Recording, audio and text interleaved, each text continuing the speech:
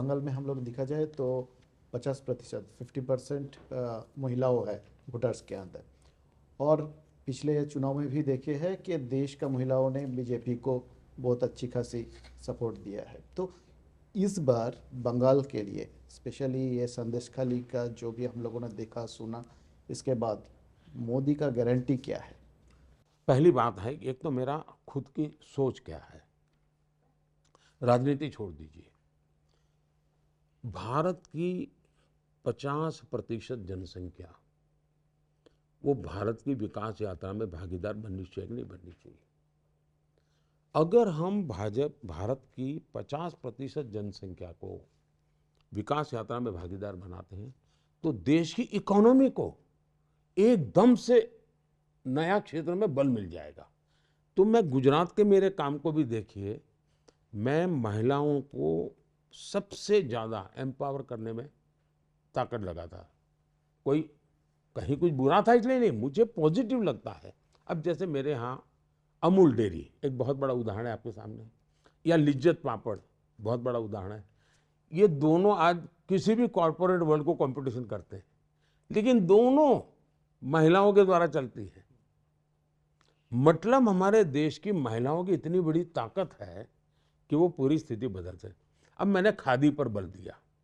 आज खादी इतनी तेजी से बढ़ रही है जी, पहले की तुलना में खादी की बिक्री, खादी में रोजगार, खादी का कारोबार 2-2.5 गुना बढ़ गया।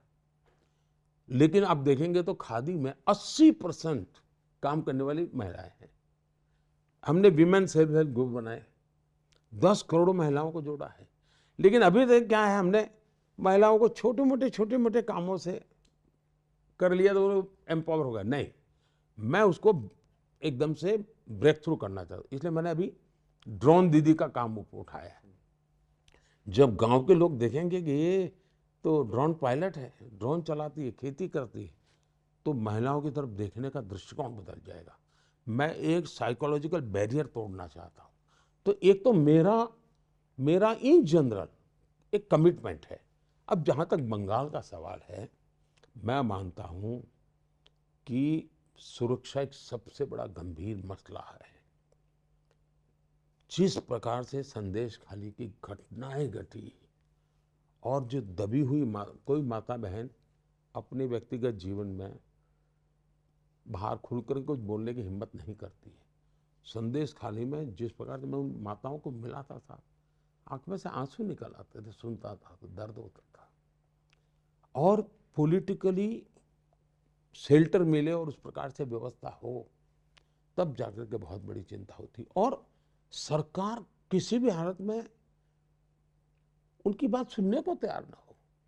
हमने एक बहन बिल्कुल झुग्गी झोपड़ी में रहती, रेखा पात्रा जी करके, उनको हमने टिकट दिया है। साहब देखिए कैसे लोग हैं। मैंने रेखा पात्रा जी को टिकट देने के बाद फ़ोन किया, तो मैं मिला था पहले उनको। मैंने कहा दीदी आपके पास पैसे नहीं होंगे तो हम एक काम करेंगे, हम लोगों के पास जाएंगे और लोगों को कहेंगे कि रेखा दीदी के लिए 1 वोट तो देना है, लेकिन 1 रुपया देना है। तो मुझे रेखा जी कह रही है, नहीं नहीं साहब, मैं पैसा नहीं मांगूंगी,